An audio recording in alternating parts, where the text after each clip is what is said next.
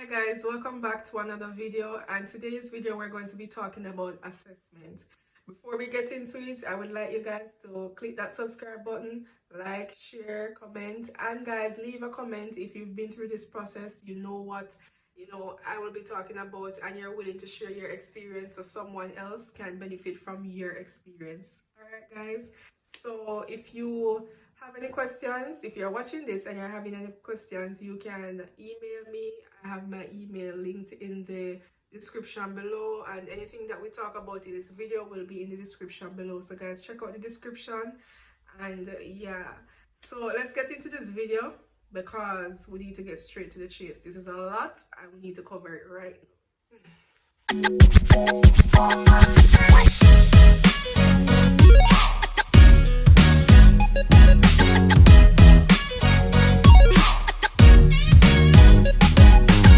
So these three documents in the background, I'll leave a link on the screen or in the description box. These are very important for your exams.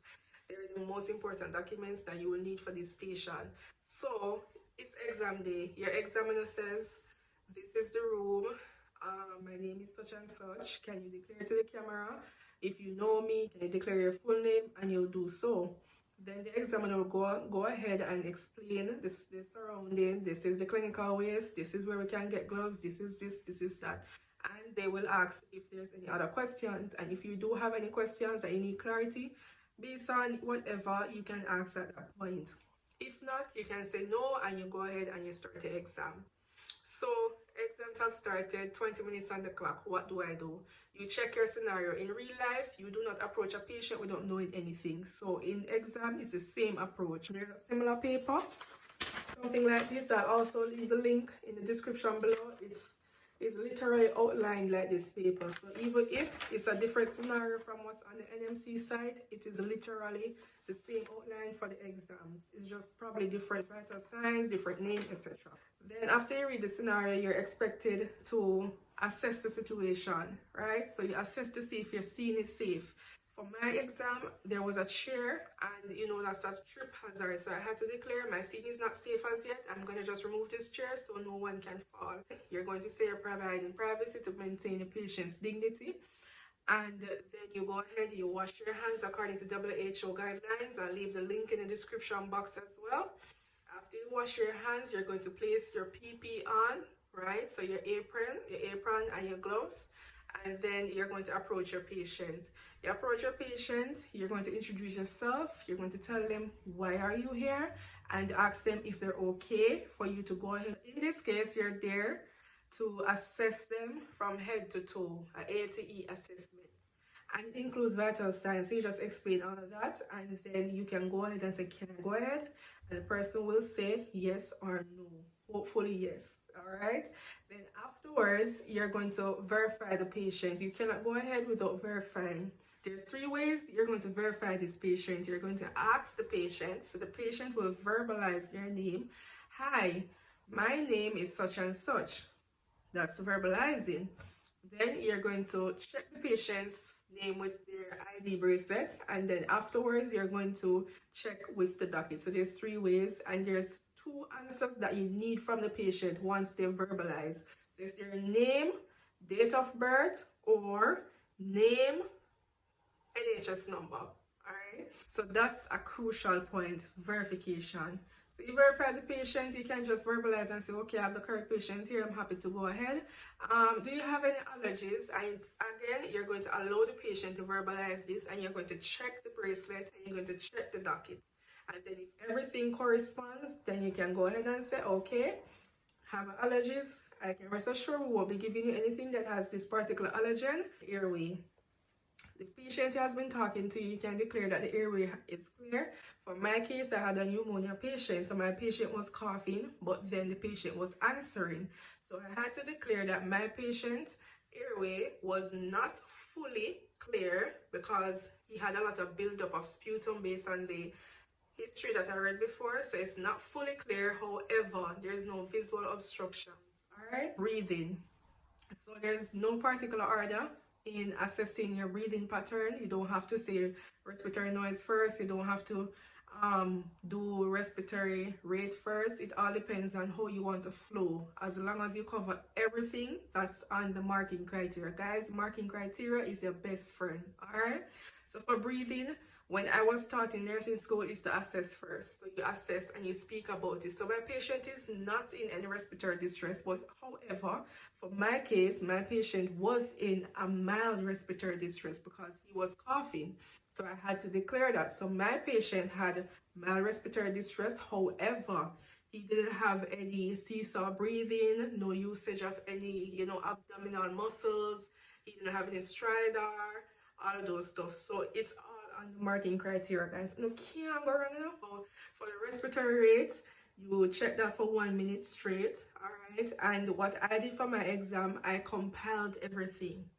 And when I say compiled, I compiled the pulse along with the respiratory rate. Because, when you're checking the pulse, you can tell the patient that you're checking for 2 minutes because you don't want them to be conscious of you watching them breathing because it can be altered that way. So whenever you're ready to do the pulse rate, you can also do the respiratory. So you don't have to do it in a chronological order. Speak on the depth and the rhythm of the respiratory rate as well, because that's very important. All right, circulation is basically you checking the patient's blood pressure, their capillary refill, oxygen level, and as well as pulmonary perfusion. So for the pulmonary perfusion, what I did for my exam, I just touched my patient's extremities a little bit and say, okay, there's perfusion present, patient is warm to touch, no sign of pulmonary, and that was that. For blood pressure, I did check my patient's blood pressure, and then for the pulse rate, I did it manually. As I said, I did it with the respiratory rate, and I did my capillary refill before I put on the oximeter to check the oxygen saturation. So there's no particular order, you just have to make sure so you cover the bases. So for disability, you're going to be asking the patient some questions. So at this point, Tom, I have some questions to ask. I hope you don't mind. Is that okay with you? Tom will say, okay, sure, no problem. I created a flows just to give you guys an insight because I'm a visual learner. So once I see certain things, I won't forget. So in case you're that type of person, you definitely want to continue watching this video. So we're at exposure. For exposure, guys, you're just going to be checking the temperature. You're going to do a little skin assessment. So you're just going to say, have any bleeds, any abnormal bruising, and then Tom might say no, and then you're just going to declare based on my assessment there's nothing abnormal to the skin at this point. And you're going to be asking about past medical history. So you take up this paper now. This is the paper you're going to look at, and you're going to be like, all right, Tom, so I can see that you have hypertension for 26 years, or you have blood pressure, blood sugar problems, since such and such. Do you have any other past medical history? And Tom should be able to explain to you what's happening with him, or if there's anything to add to the care plan. And for the past surgical is the same. You just mention whatever that's on the history paper. All right, so you just declare to your patient, all right, give me a second, Tom, I'm gonna be just drafting a care plan for you, and I'll be back with everything. Okay, guys, when you do that, please to say it verbally to the examiner as well, and try to remember the values as well. Do not tell the examiner one value and then you plot a next value, because that will cause problems with your total score and it can affect patient care as well. So these things are just some minor stuff that you have to take into consideration. All right. As well as for the ATE assessment, guys, you will be given a sheet, this sheet in exam, which also has ATE at the back. So if you fail to remember certain things, just turn this paper around, look at it. So we're at the scoring sheet. So you're there, you double check, you sign, your dates, you put if you're going to escalate, you put the score, everything, cool. And you're comfortable with everything that you did.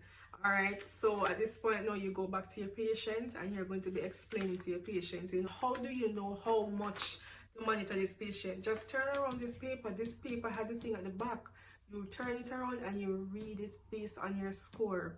All right, and you tell your patient, all right, is there any other concerns? You just want to ensure the patient is okay.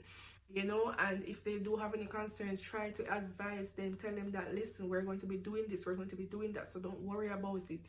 All right, for my case, my patient was missing her family and she didn't have a phone, so I was like, don't worry, if the number is on the docket, we'll get to your relative and we'll try our best to reduce the anxiety and Look here. Don't play with me, Anyhow. So yes guys, so at the end of the station you declare all of that, and once you're comfortable you use to score and everybody's okay, you just say to your patients, all right, if you need any assistance, please press that call bell, and somebody, myself or my colleague, will be there to assist you. And that's it for the station. You step aside, you remove your gloves, you wash your hands, and you place the PPE that you removed in the clinical waste. You wash your hands according to WHO guidelines. At the end of the station, the washing of the hands and the taking off, the doffing of the PPE can be done through verbalization only. So if you don't have any time left, you can just verbalize it. Alright guys, so the next clip you should be seeing is the flow system of the station. Assessment. So for this station, you'll be given 20 minutes to complete it. And while you're in the station, remember, holistic care is top priority. So at this station, you'll be given a scenario, and these are just some examples of the possible scenarios that your examiner might choose to give you on your exam day. So please read up. For the flow of the station, you get introduction to the examiner, the station, the equipments, and the scenario, and ask any question at that point. Once you've started the exam, you go according to the marking criteria, and you guys can pause the screen to read and get a little tip from the flow that are created here. So airway, breathing, circulation, and disability, and you'll see exposure in the next slide. So for airway, we're just going to be talking about the patient's airway, obviously, and it's just verbalizing at this point. For breathing, we're going to check the respiratory rate, and this is for a full minute, guys. You comment on chest expansion and respiratory sounds. Guys, please pause the screen to read and get some tips. As well as for disability, we're going to be talking about pain, blood glucose, urine output, and mobility. All right. So we're almost to the end of the station. We're at exposure. We're going to document, and we're going to conclude, and we'll finalize our station. So for exposure, we do a quick skin assessment. Guys, please pause the screen and read the jottings at the bottom. You're going to check the past medical history, surgical history. For documentation, please pay attention to this part. This is the biggest part, or the biggest problem that persons have. And then you're going to conclude by summarizing whatever the plan is, and you doff your PPE and wash your hands. Verbalization is accepted at this point. So that's the end of this video. I hope you guys learned something. I want to do one person. I want somebody that learned something. The tips for this exam is ensuring that your marking criteria is spot on. You understand fully what is expected on this marking criteria, as well as mastering this sheet and reading your scenarios. And as well as, remember guys, the drafted paper, this one, is not marked. So you can write up and down, and this is your paper basically. So don't fret about whatever you put on this paper. This is the important paper that gets marked, and your examiner has to get the same score as you, as well as this is your scenario. So you need to know what's happening with the patient. Guys, we can't stress this enough. Your marking criteria are your best friend. So other tips is, once you get to exam, just pray, take a deep breath, remember why you started this process, remember your goals, remember everything, so you can put that anxiety at the back of your head and just focus at a station at a time. Do not fluster yourself with everything that you practice. You know, even the day before exam, go out, refresh your brain. Yes, so that's the end of the station. We're wrapping it up. And if you have any comments, please do leave it there regarding this video. If I missed something and you did Osce and you understand everything that I just said, please do comment. So somebody who is passing by, somebody who has this exam in the future, somebody who, you know, has interest to know about this examination, can understand, you know, based on your experience, my experience, and everyone's experience. So guys, please do remember, like, subscribe, share up the video, you understand? And yeah, so until then, look out for planning. Bye.